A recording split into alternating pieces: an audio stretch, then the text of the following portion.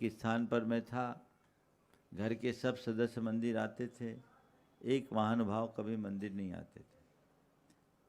लोगों की दृष्टि में वो बड़े नास्तिक।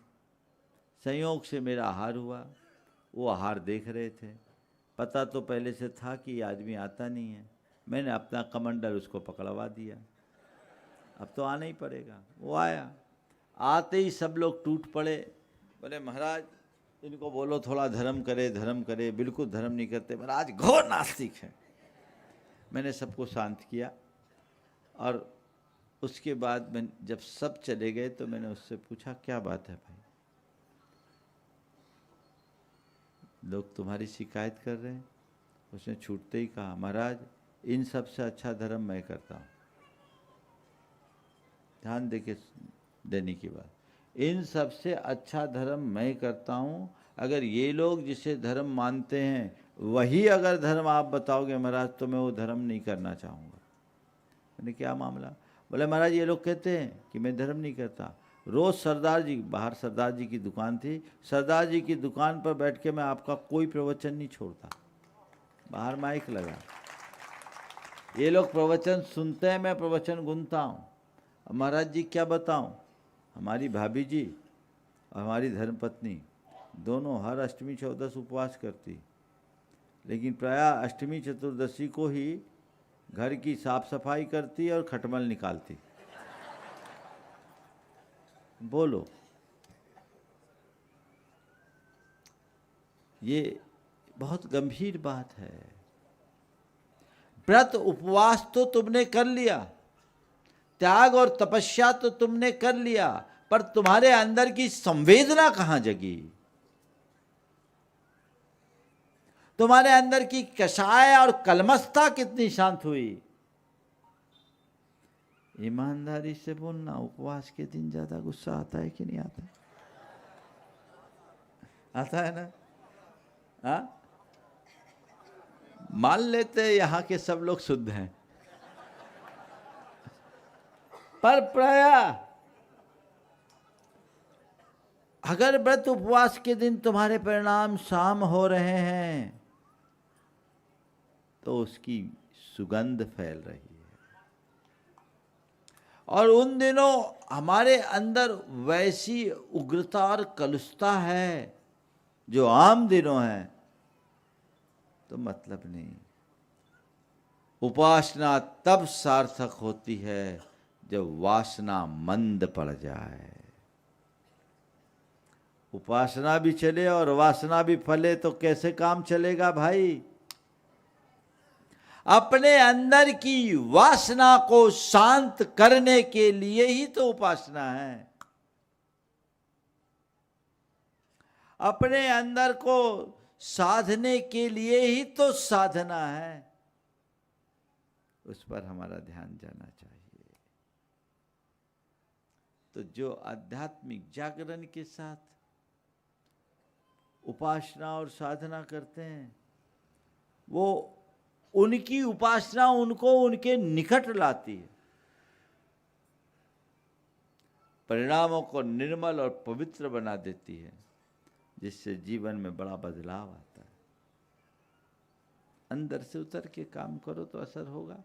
ऊपर ऊपर के मन से पूजा पाठ उपासना करोगे तो क्या होगा? सच्चा धर्म करोगे तो उसका फल मिलेगा। शिष्य गुरु चरणों में था, बोला गुरुदेव अरसा बीत गया आपके चरणों में साधना रत रहते रहते। आपने कहा था कि मैं तुझे अध्यात्म अमृत का पान कराऊंगा, पर गुरुदेव सालों बीत गए, अभी तक तो रंच मात्र भी आभास नहीं। मुझे अमृत पान करने का मौका कब मिलेगा? गुरु ने कहा ठीक है, आज तुझे अमृत पान कराता हूँ। एक काम कर, एक लोटा मदिरा लेके आ, शराब। शिष्यों को समझाने के लिए गुरुओं को कोई हथकंडे अपनाने पड़ते हैं। शिष्य आज्ञाकारी था, बिना तर्क वितर्क के लोटा भर शराब ले आया। गुरु ने कहा एक पूरे के पूरे लोटे को कुल्ला करके खाली कर, पर ध्यान रखना तुझे कुल्ला भर करना है। ध्यान रखना तुझे केवल कुल्ला करना है, एक बूंद भी हलक से नीचे नहीं उतरनी चाहिए।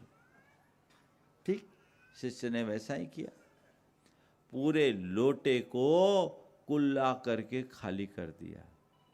जब लोटा खाली हुआ तो गुरु ने उससे पूछा, ये बता तुझे नशा चढ़ा क्या? नशा चढ़ा क्या? असर पड़ा क्या? बोला गुरुदेव, नशा कैसे चढ़ता, असर कैसे पड़ता? असर तो तब पड़ता जब मैंने हलक से नीचे उतारा होता, मैंने तो सिर्फ कुल्ला किया है। असर तो तब पड़ता जब मैंने उसे हलक से नीचे उतारा होता, मैंने तो सिर्फ कुल्ला किया है। गुरु ने समझाया, बेटा तुझ पर भी धर्म का असर तो तब पड़ता जब हलक से नीचे उतारा होता। समझ गए? तूने तो सिर्फ कुल्ला किया है। भैया थोड़ा देख लेना, अभी तक क्या किए हो? हलक से नीचे उतार रहे हो कि कोरा? दूसरे का नहीं देखना, किसका देखना? धर्म करो, धर्म का कुल्ला मत करो। उपासना को आत्मस्पर्शी बनाओ, साधना को अध्यात्म परक बना दो, जीवन चमक जाएगा। तीसरा रूप है नैतिकता और प्रामाणिकता का। ईमानदारी, सच्चाई धर्म का व्यवहारिक रूप है जिसे अपनाना चाहिए। अब लोग तो भगवान के आगे भी अनैतिकता का कर्म कर देते हैं। कई लोग तो भगवान को भी चूना लगा देते हैं। लगाते हैं कि नहीं लगाते? हाँ, एक बार एक जगह में था, एक सज्जन ने बोला, महाराज जी एक ने पहले बोली ले ली बड़ी,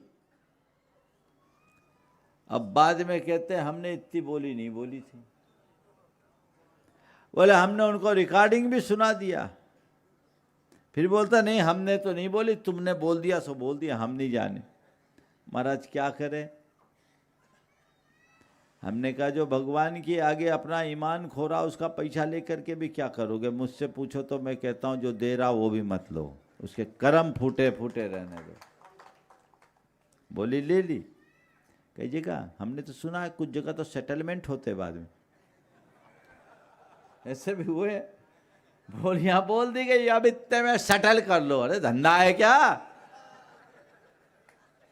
छोड़ दो ऐसे आदमी को, जरूरत क्या है? भगवान के दरबार में कभी कमी नहीं होती। अब बताओ, जिसका भगवान के सामने ही ईमान खोटा है उसका संसार में ईमान क्या बचेगा? ऐसे व्यक्ति अपने माथे, अपने चेहरे पर धर्मी होने की का लेवल भले लगवा सकते हैं, पर उनका धर्म से कोई ताल्लुक नहीं रहता।